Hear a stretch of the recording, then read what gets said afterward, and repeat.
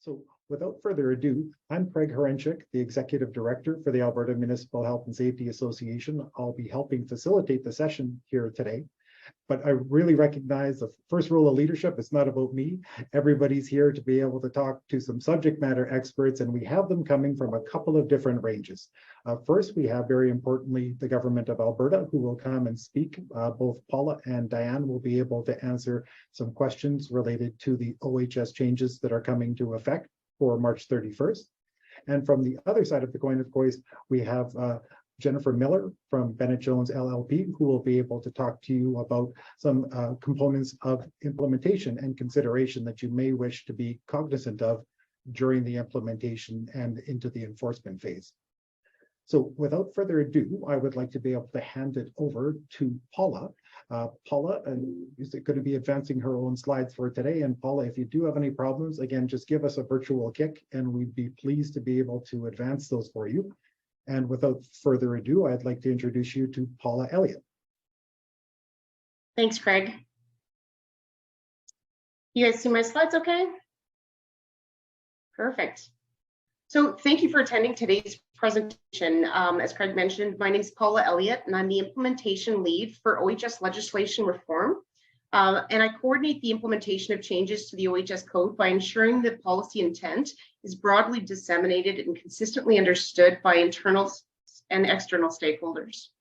I'm joined here today with Diane Radnoff, who is the Director of OHS and WCB Policy, and is also responsible for the development of and implementation of OHS legislation.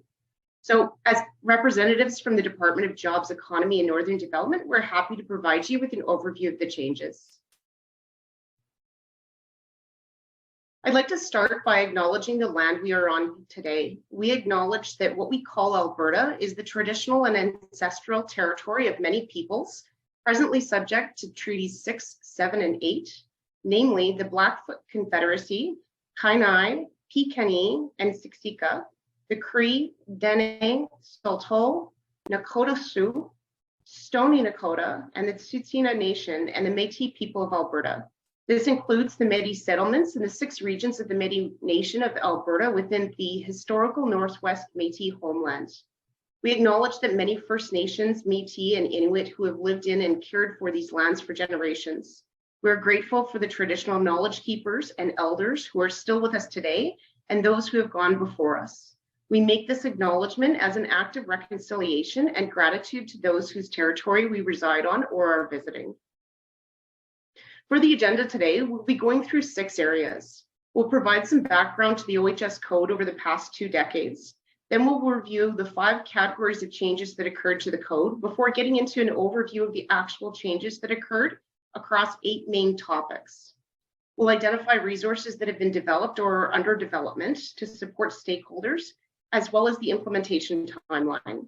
Finally, we'll end with an overview of the review process and plan to updating the OHS code moving forward. We encourage you to put your questions directly into the Q&A as we go through the presentation, and we'll answer them as best as we can before the meeting is done.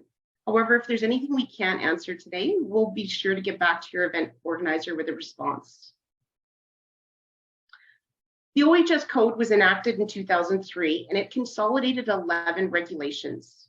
At the time, there was no comprehensive harmonization of language and provisions across the regulations, so that resulted in some duplication and inconsistencies. The OHS code is a large regulation with a mixture of prescriptive and performance-based requirements, which account for the majority of regulatory requirements for OHS. It was intended when the OHS code was established that it would be reviewed regularly. However, the last substantive revisions occurred in 2009. In 2019, a comprehensive reform plan for OHS was approved shortly after the 2018 changes to the OHS legislation came into effect. The intent was to update OHS requirements to enable innovation and competitiveness, as well as reduce administrative burden while improving health and safety. In December 2021, changes to the OHS Act were implemented. This included some updates to the OHS code. For example, flexibility for health and safety committee structure and training was added, as well as radiation protection requirements. Other changes that occurred in December 2021 included streamlining the requirements that were in the OHS regulation and incorporating them into either the OHS Act or OHS code. The first phase of changes to the OHS code were announced in December 2022 and will take effect in March 31st, 2023. So there were 5 key categories of changes in the OHS code that have been approved that we can group them into.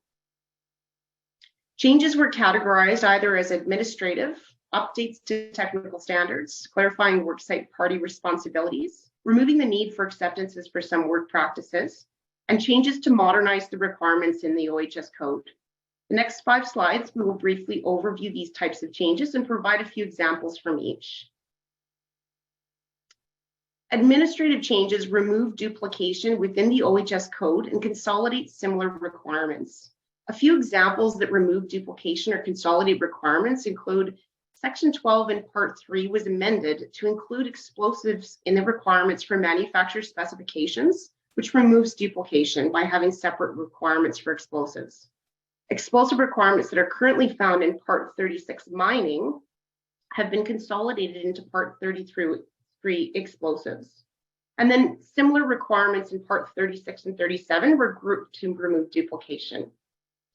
Administrative changes also remove administrative requirements which do not add value, correct legal language, and focus on outcomes where it makes sense. As the category suggests, administrative revisions do not change requirements, but made up the majority of the changes that occurred across the OHS code. As was mentioned earlier in the presentation, substantive changes to the OHS code haven't occurred since 2009. So the references to technical standards are either that old or older. For example, the standard for equipment used to measure noise that is required in Part 16, noise, was updated to reference a current standard. In some areas of the OHS code, prescriptive requirements were replaced with a reference to a standard. One example where this occurred was also in Part 16, where the prescriptive requirements for audiometers and audiometric testing were replaced with references to technical standards. About 5 years ago, the Canadian Free Trade Agreement established a regulatory reconciliation process to help address barriers to trade that companies may experience when doing business across provincial and territorial borders. They established the Regulatory Reconciliation and Cooperation Table called the RCT, and Alberta has participated in that process. Since 2017, there have been 11 agreements across 15 work plans. Changes to the OHS code have incorporated the endorsed agreements that harmonize standards with other jurisdictions.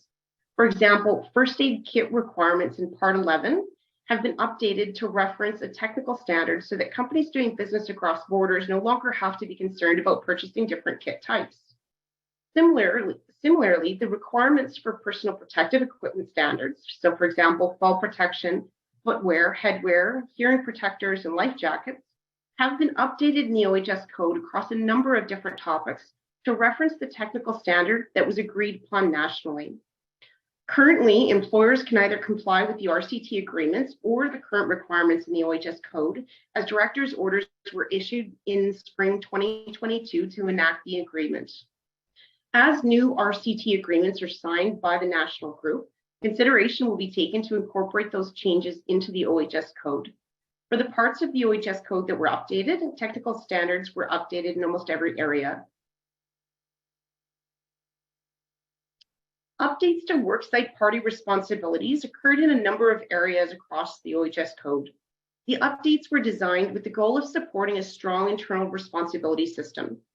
In some cases, the OHS code may not have the correct worksite party responsible for health and safety, or may not state who is responsible, so additional clarity was required. An example where a worksite party is not stated is in Part 5, confined spaces, around testing confined space atmospheres. The wording was added to identify the employer requirements. Another example clarified that both blasters and employers are responsible for safe use of explosives. These are not shifts in responsibilities, but they align with the roles and responsibilities that are defined in the OHS Act. Changes in the OHS code under this category primarily occurred in Part 33 explosives, but also occurred in Part 5 for confined spaces, Part 15 around managing control of hazardous energy, and then Part 36 and 37, which is mining and oil and gas. The fourth category of changes to the OHS code involved removing the need for stakeholders to submit acceptances. Acceptances are burdensome processes on both the stakeholder as well as the department, and they're only granted in conditions where equal or greater health and safety protections occurring. In 3 specific cases, changes were made to the OHS code to incorporate the requirements into the legislation and remove the need for the acceptances. First example is in Part 15, Managing Control of Hazardous Energy. Changes were legislated around complex group control to require the procedures to be certified as safe and appropriate for the protection of workers. Previous acceptances that were granted included a requirement for employers to submit professional engineer certification anyway. In Part 5, for confined spaces, requirements for remote monitoring of confined spaces have been incorporated into the legislation. Acceptances for remote monitoring of confined spaces have been actually granted in this area for about a decade. In Part 11, first aid, hospitals, medical clinics, physicians' offices, and nursing homes have also been submitting acceptances for more than 10 years for certain medical professionals to not require first aid training. Changes to the OHS code remove the need for medical professionals in certain settings to have first aid training in addition to the training required for their profession, which eliminates the need for them to submit an acceptance. Addressing situations where acceptances need to be granted is also a priority item for reviews of the OHS code in the future. As mentioned earlier, it was intended when the OHS code was enacted that it would be updated on a regular basis. However, the last substantive revisions happened almost 14 years ago. In 2014-15, changes to the OHS code were consulted on, but the changes were not enacted. Technology and work practices have evolved significantly over the past 2 decades, and OHS requirements need to keep pace with modern practices as work processes and equipment advances. One example of a change to the OHS code that was made to modernize legislation was introducing requirements regarding autonomous equipment, such as self-driving vehicles that are used on some work sites. Also, new requirements in Part 16 for noise were introduced to better protect workers from noise-induced hearing loss. The threshold for noise assessments has been lowered to evaluate noise before the exposure limit is exceeded. This modernizes legislation as the lower action limit for conducting a noise exposure assessment aligns Alberta's requirements with best practices and with the scientific research of the high cost of noise-induced hearing loss. Modernizing OHS legislation also involves adopting new standards or applying requirements to industries or segments of industries they didn't previously apply to. For example, requirements in Part 36 mining that previously applied only to underground coal mines will now apply to all underground mines. Currently, Alberta only has underground coal mines. However, the potential for other types of underground mines is possible, and legislation needs to be relevant to future conditions. A number of changes were made throughout the OHS code. However, this presentation will only provide highlights of the changes across 8 core topics the changes have been grouped into. In the spring of 2021, a 6-week online survey was launched to consult on 13 different parts of the code. Some of those changes came into effect December 1st, 2021. Some changes are being proposed for future years, and the remaining have been grouped into 8 topics. Of the 8 topics of changes to the OHS code, 5 of them are applicable to all industries, while 3 of them are only applicable to specific industries and activities. The next 8 slides will provide highlights of the changes for each of these topics. For first aid, 2 of the largest changes were made to harmonize training and first aid kit requirements. The newly referenced CSA standard Z121017 harmonizes first aid training standards in Canada. Alberta's adopted this standard as part of an initiative to ensure consistency in first aid training across Canada. The definitions of first aid training courses are changing to align with the CSA terminology.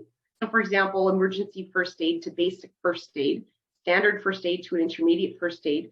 Advanced first aid is not changing though, but that doesn't affect work sites, as first aid training certificates will still be valid until their expiry date. Alberta has also adopted CSA standard Z1220 for first aid kits in the workplace to harmonize first aid kit content requirements in Canada. The standard provides the general requirements for workplace first aid kits. It specifies a classification system for the kits and sets the minimum requirements for their content based on their classification. Changes that also were made in Part 1 to align the terminology, but also in Schedule 2 to remove the previously prescriptive first aid kit content requirements that are no longer required. A resource has been developed for stakeholders to use to compare the previous content requirements with the new requirements of the CSA standard. What hasn't changed is that providing first aid services, supplies, equipment, and first aiders, as required in Table 5, 6, and 7, will still be determined by the hazard classification of the worksite, the number of workers at the worksite per shift, and the distance to a medical facility. Employers will need to reference the updated tables and may need to amend their first aid kit supplies to align with the new requirements of the standard. Another key change in the area of first aid that was made was to remove the need for regulated medical professionals to take supplementary training to comply with first aider requirements. This reduces burden on healthcare sector and government by removing the need to issue certain types of acceptances. This change will only affect hospitals, medical clinics, physicians' offices, and nursing homes as defined in the Nursing Homes Act, where a physician, nurse, or licensed practical nurse is always readily available. Finally, some administrative changes were made to streamline wording to improve clarity and remove duplication. Changes to Part 15 involved a number of types of changes, but the impact of the changes should be quite minimal to stakeholders as the requirements have actually not changed. Some party responsibilities were clarified to align with the OHS Act. For example, changing worker designated by the employer to a supervisor worker for securing hazardous energy by individual or group control, as supervisor obligations are defined in the OHS Act. The requirement for complex group control procedures to be certified by a professional engineer has been included in this part to remove the need for acceptances for these types of procedures. There's a little bit of history associated with the requirements for complex group control. Historically, a statutory director had to approve the process. This approval requirement was removed in 2018, so the default became the acceptance process when complex group control was required. However, to remove the administrative need for an acceptance, the provision was reinstated, specifying a professional engineer must certify the procedures. Before 2018, professional engineer certification of procedures was required with the approval application anyway, so this is not a change to those work sites where complex group control is required. There's a clarification on the placement of workers when pigging is done to ensure workers are safely positioned and not in an area where they might be hit by the pig. We've added definitions for pig catcher, and pigging into Part 1 as they relate to managing control of hazardous energy, as these are technical terms for which a definition is required. Finally, other changes to Part 15 involved administrative changes to streamline wording to improve clarity and remove duplication. For example, wording was revised to make it clear that the employer is the one responsible for providing logs to workers. Also, updates to securing by group control procedures have been made to ensure the sequence of requirements are clear. Part 16 for noise included updates to technical standards to the current versions and updating terminology to align with the standards and reflect current technology.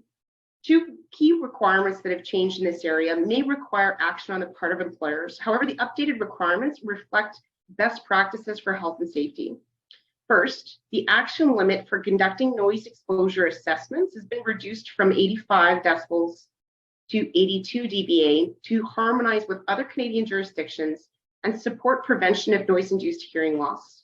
The reduced action limit will support prevention of workers being overexposed to noise.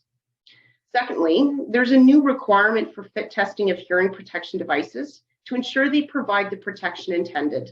The reference standard indicates that hearing protectors must be properly fitted, but does not prescribe the method, so fit testing can be done quantitatively or qualitatively. Quantitative methods, however, are best practices and are more accurate with evidence to support they prevent hearing loss. There's a cost associated with quantitative methods, and those costs are balanced by a higher level of protection to workers. The current provisions provide employers with the flexibility to determine which method they will use and how best to accomplish getting their workers fit tested. In this part, clarification regarding the competency of persons conducting noise assessments has also been made. Employers must ensure a noise exposure assessment is conducted and interpreted by a competent person, which is an existing requirement who is trained in conducting noise exposure assessments, is trained in the calibration, operation, and maintenance of equipment used in conducting noise exposure measurements, and can demonstrate an understanding of the method used for measurements. Noise exposure assessments are already required to be done by a competent person, and the competency is defined in the OHS Act. However, the additional requirements provide clarity around what competencies the person should have. We'll note that changes in this area do not require the person has to take a particular course or certification, though competent persons conducting noise exposure assessments in the past may have already taken the courses to help them become competent in the first place. Other changes in Part 16 for noise include streamlined requirements for audiometric testing through the introduction of a technical standard to replace prescriptive requirements. Also, updates to Schedule 3 were made to align with the updated technical standards. For Part 1740, we've grouped these together as overhead power lines and electrical utility workers. The changes that were made to these parts were either administrative or made to update technical standards. The reference technical standard for electric utility safety was updated to the CAN ULC S801-14, which is the standard on electric utility workplace electrical safety for generation, transmission, and distribution. The purpose of the CAN ULC standard is to provide safety performance requirements for electric utilities workers and employers involved in work on or near electric generation, transmission, and distribution systems. While there may be a cost to purchasing this newly referenced standard, it's the standard that the electric utility industry uses across Canada and will provide for greater protection to utility workers by covering a wider range of safety requirements than the previous Alberta Electric Utility and Communication Code covered. The definition of rural electrification association was amended, but only in so much as to clarify that it applies to Part 17 in addition to Part 40. Clarification of wording was done to improve clarity and remove duplication. For example, who must be contacted when working around overhead power lines? Part 17 also now admits the word energized when describing overhead power lines, as all overhead power lines must be assumed to be energized. Finally, responsibility of worksite parties to ensure safe limited approach distances are maintained. And then updates to Part 40 to align with the changes in Part 17 were made. So for example, just referencing these standards, the CAN ULC 801 standard. A number of changes were made across the OHS code, which we've grouped into a category called miscellaneous changes. In Part 1, changes to definitions were made to almost 90 definitions by either amending, removing, or adding definitions to align with the changes that occurred across the code. The full list of changes to the definitions can be found in the amendment regulation right now. The electronic version of the consolidated OHS code should be available shortly. In Part 3, as I mentioned earlier, Section 12 was amended to include explosives within the requirements for manufacturer specifications. Part 5 introduced a new option for the use of remote confined space monitoring systems to remove the need for acceptances. Part 6, there was a small change to the inspection frequency for roofer hoists that went from daily to reasonably practicable intervals to provide flexibility for employers. Changes to Parts 9, 18, 39, and 41 were actually updated to technical standards to align with the harmonization of those standards across that RCT agreement. Similarly, in Part 23, the same change was made to roofer hoist that was made here. So we've removed the daily inspection requirement and replaced it with reasonably practicable intervals to provide flexibility for inspecting suspended scaffolds. Two other changes occurred in Part 25 and 32 regarding contact by clothing wording. It was revised to add personal protective equipment and any other thing that may cause a hazard to align with the intent of the provision, which is to prevent anything the worker is wearing from being caught and creating a hazard. This change was made to enable removal of duplication in Part 37. In Part 32, there was a removal of the word open from open pit mine in all instances to align with the new definition of pit.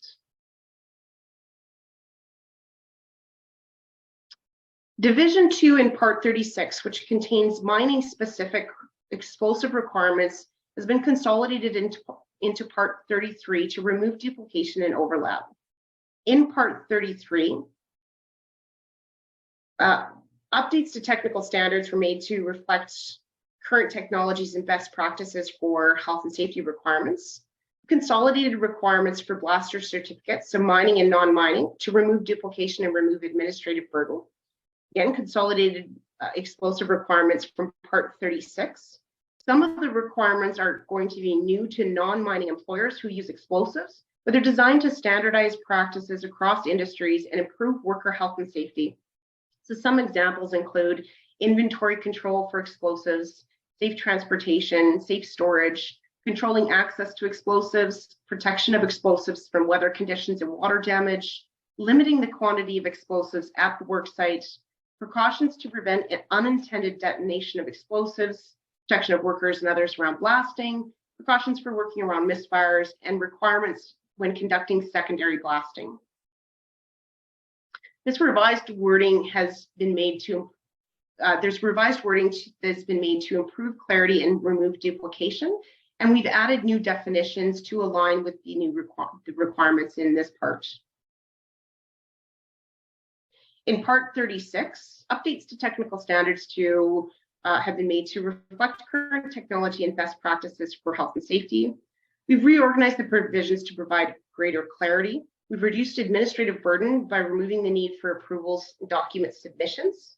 There are new requirements to reflect best practices, but some of the provisions specific to underground coal mines, as I mentioned earlier, are now going to apply to all underground mines to help modernize the OHS code. We've added some flexibility for sand and gravel pits and revised wording to improve clarity and remove duplication. Again, there are new and updated definitions for Part 36 mining as well. In Part 37, we have several new requirements that have been added for oil and gas well sites to improve health and safety. We've made updates to technical standards and again, administrative changes to revise wording and improve clarity, remove duplication, and again, added new definitions for definitions that have a technical response. Just wanted to make a note about ticketable provisions. Ticketable provisions for occupational health and safety legislation violations were introduced in Alberta in 2013, along with administrative penalties. They must be prescriptive and are limited to specific situations where a worksite party did not do something they were required to do. The changes in Part 33, 36, and 37 changed 6 ticketable provisions into performance-based requirements, as the amendments made the provisions no longer suitable for ticketing. Of those 6, 5 relate to ignition sources near explosives, and 1 relates to record keeping. No tickets were actually ever issued for these provisions.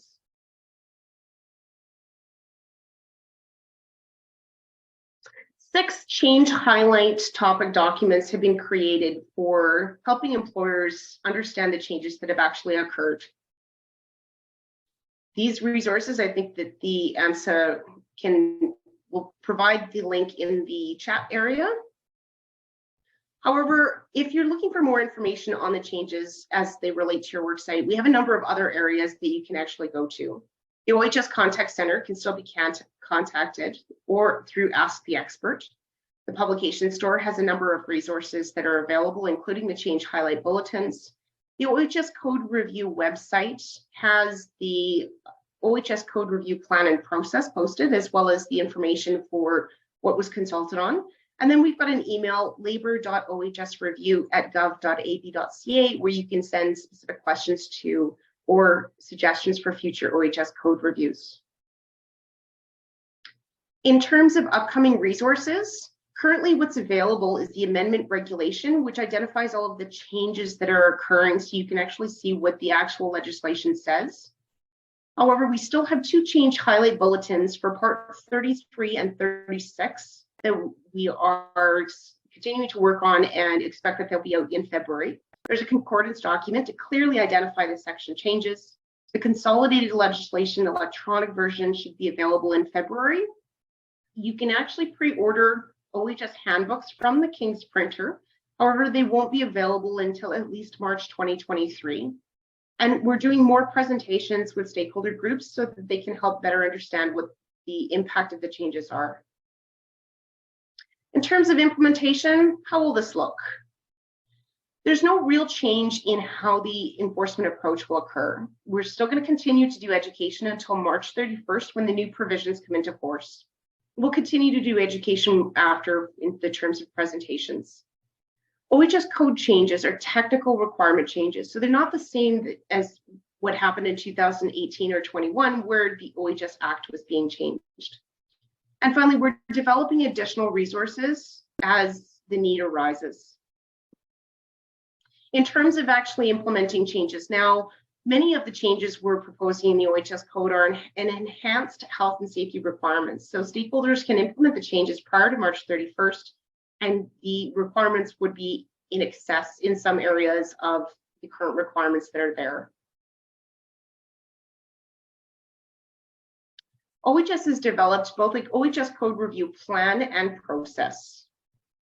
The OHS code review process is a 6-step policy development cycle. It starts off with the research and prioritization, which is a call for topics for review.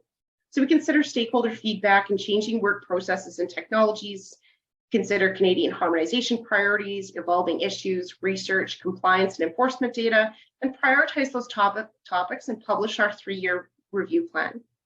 We have a technical analysis and initial drafting of proposed changes, which is our phase 2. Engagement occurs with external experts, including technical working groups where required, to support proposals for consultation.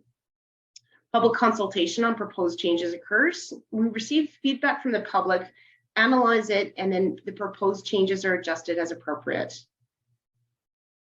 Finally, phase 4, the regulatory approvals, the government approval for the proposed OHS code changes.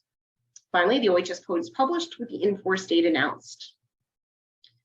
Implementation occurs when worksite parties are expected to be in compliance with the requirements on the in-force date. There's updated OHS code resources. So for example, the bulletins, the web content, and the e-news to support understanding of the changes. Then we've got stakeholder support such as presentations and webinars, which is what we're doing right now. Finally, the last step in the OHS code review process is the evaluation. So we consider how can the OHS code improve health and safety outcomes for Alberta workplaces, and we also consider how can the OHS code review process improve. For clarity, we're actually in 2 different areas of this code review process cycle. We're in the first phase of research and prioritization for future OHS code topics, but we're also in the implementation phase for the changes that were announced in December 2022. In terms of the evaluation stage, once the changes are actually implemented, stakeholders can play a vital role in this area by gathering information about the changes and providing feedback to government about the implementation and the evaluation of those changes. In terms of priority review, I've mentioned it earlier in the presentation, there are a number of areas that will be considered for future topics changes to the OHS code. One of those is the issued allowances that actually have occurred throughout that time. So I gave you 3 examples earlier in the presentation that have been incorporated into the legislation. Consideration will be given to future issued allowances, approvals, acceptances, and recognitions. OHS recommendations from public vitality inquiries, if there are any, will also become a priority review topic. The Canadian Free Trade Agreement and that RCT agreement harmonize standards across Canada is another item that will be part of that priority review for certain topics. So as new agreements are signed, they'll be incorporated into the plan. And then finally, correction of errors in modernizing legislation is just something to make sure that the OHS code is current and up to date and accurate. So we do actually have published the next 3 years for our phases of OHS code review, but I want to actually make a note that this does not mean that this is when the changes are actually going to be implemented. Some of these areas will actually start working on those parts, but the changes actually won't come into effect until future years. But we wanted to kind of give you an idea that as we move forward, we do intend to actually go through the OHS code and ensure that we're making sure that it reflects best practices and it provides health and safety requirements that are for workplaces in Alberta. So for this upcoming year, we are looking at Part 27 and OELs. We're also looking again at Part 33 and 36. For future years, some of them do actually, like I said, have early work required. You can find out more information about these next phases of OHS code review at the OHS code review webpage. Just as a reminder, so the priorities for a proposed change in regulation are informed by government mandates and minister direction in addition to health and safety priorities. The ministry staff developed the proposal for the changes to the laws. In the case of the OHS code review, that's research, engaging with technical working groups, consultation results, legal review and analysis by government staff, a number of different areas. Then proposals for changes move forward to government committees based on the type of policy or legislation it is and how it will impact Albertans. In the case of the OHS code review proposal, that's the Economy and Affordability Committee, who reviews the proposal and, if needed, flag concerns to be addressed before the proposal goes to Cabinet. Unlike the OHS Act, changes to the OHS code do not get approval as a bill in the legislature.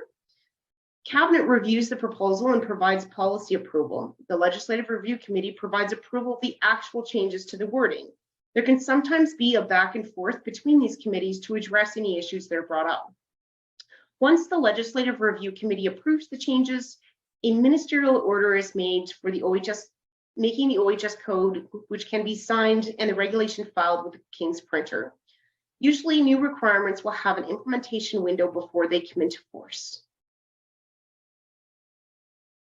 In terms of the role of the certifying partner, we have 4 key areas which we believe will help with the implementation of changes to the OHS code. First is to share the resources with members and make sure that they are aware of where to find additional resources, update any training as required or any new information that's come out, survey and compile feedback about the legislative changes to help with that evaluation part of that 6-step policy cycle, and then participate in engagement and consultation for future phases of OHS legislation changes. And with that, I'd like to say thank you. It says here we'd be happy to take any questions, but I believe we have another presentation first that we'll listen to before getting into the changes. Great, thank you so much, Paula. I see we have quite a few questions that are already streaming in, and I see some I think that you've already answered from your presentation today that were probably entered in a little bit earlier. But as you said, we are going to segue over to our next expert panelists. And without further ado, I would like to be able to introduce Jennifer Miller from Bennett Jones LLP. And Jennifer, if I could get you to add your voice and we can cue you up for your presentation. And thank you so much for joining us today. Thank you, Craig, and thank you, Paula.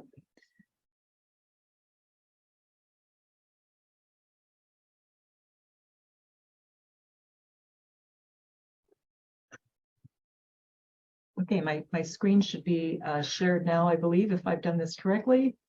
Yes. Just a quick note, because I am a partner at a law firm, we have a disclaimer associated with public speaking engagements like this. And for those that may not be following along with the actual document in front of them, the disclaimer is that the presentation of information on this webinar does not establish any form of lawyer-client relationship with Bennett Jones LLP or with any of its lawyers. The information on this webinar is public information and is not individualized legal advice. Participants should not rely on or take any action based on this information. Professional advice should be obtained. Sort of like that classic weather report that I can talk to you for about 10 minutes and you're going to have to go on and do your own research as well.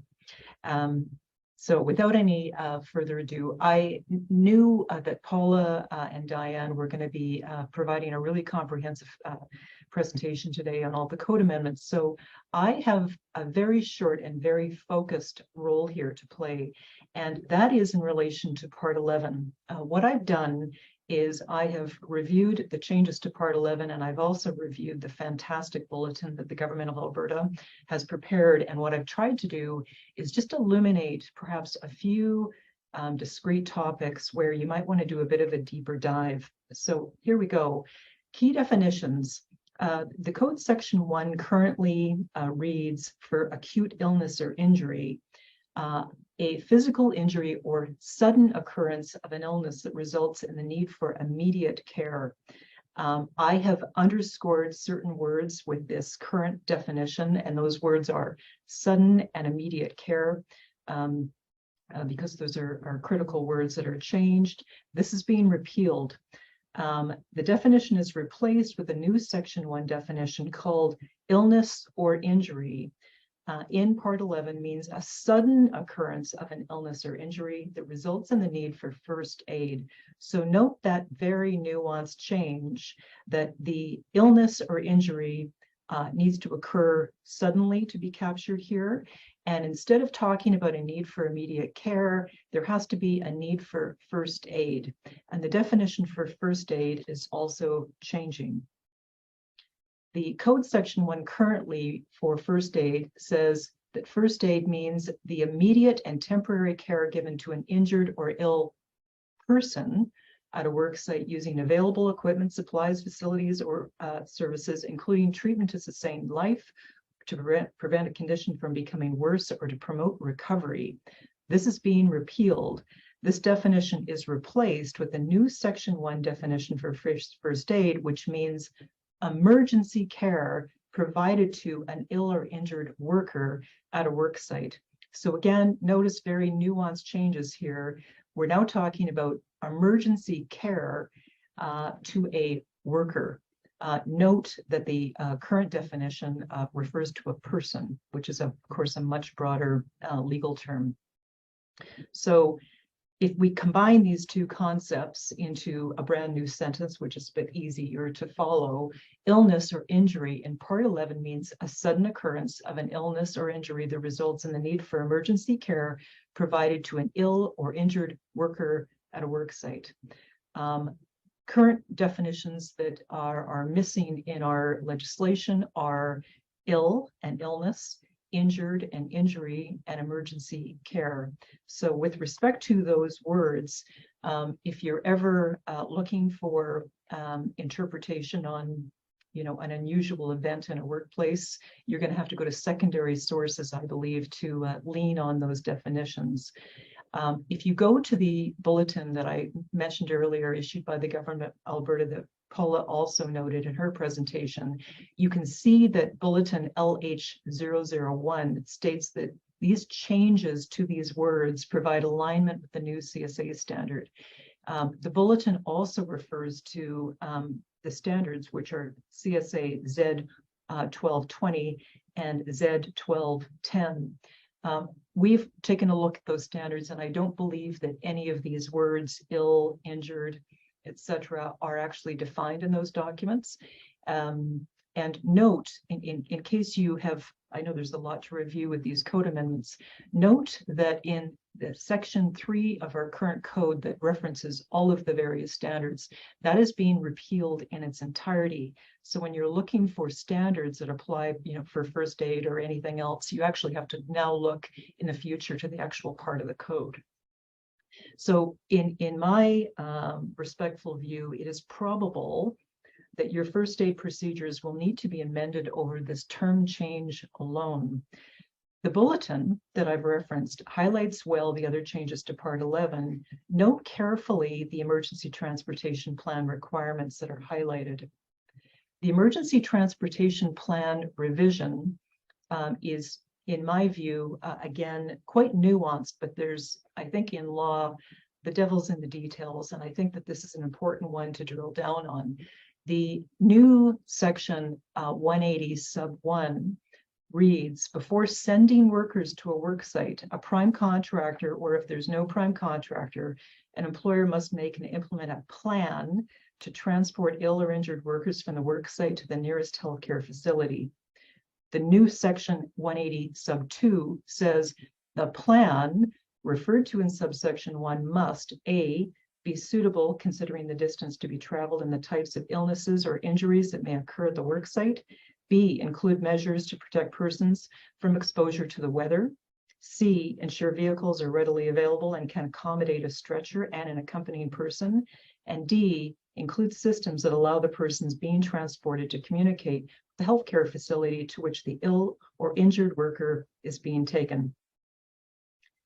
Subsection 3 now says in the future, If a worker is ill or injured and needs to be accompanied during transport to a healthcare facility, the prime contractor, or if there's no prime contractor, the employer must ensure that the worker is accompanied by at least one first aider in addition to the operator of the transportation.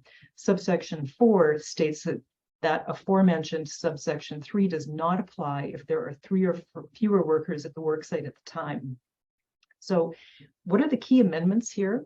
The emergency transportation plan obligation now rests on the prime contractor if one exists, and then the employer if not. Section 180 currently reads purely as an employer responsibility. The other revisions to Section 180 largely center on the removal of prior references to ambulance service licensed under the Emergency Health Services Act being readily available to the worksite when travel conditions are normal. Note as well another nuanced change that this is now a plan which attracts Section 55(6) of the Act. Section 55 sub 6 of the Act states, if a person is required to make a report or a plan under this Act, the regulations, or the OHS code, the person shall ensure that the report or plan is in writing, and a paper or downloaded or stored electronic copy of the report or plan is readily available for reference by workers, the Joint Health and Safety Committee, if there is one, and the Health and Safety Representative, if there is one, at the worksite affected by the report or plan. You'll note that the current version of Section 180 does not use the word plan, and so the incorporation of that word does have some materiality in my view. Moving on to the duty to report illness or injury, Section 182 has been revised in one critical respect. It states if a worker has an illness or injury at the worksite, the worker must report the illness or injury to the prime contractor, or if there's no prime contractor, to the employer as soon as possible. Currently, the obligation is for the report to be made to the worker's employer. So in summary, the actions required in my respectful view are, number one, now more than ever, it will be vital to have a strong understanding of whether a prime contractor role has arisen at a worksite and who is occupying that role. Employers and prime contractors must revise their first aid policies and procedures. And while you're doing this, I think it would be a wise time to look at your Part 11 compliance as well, even though Part 11 is not being material affected by these amendments. Reviewing Part 7, Part 7, Emergency Preparedness and Response, is not part of this material code change, but it's wise to review your compliance with Part 7 and Part 11 at the same time. I think there's probably some efficiency responsibilities, particularly with the Emergency Transportation Plan requirements. And that's all I have today. Craig, thanks very much.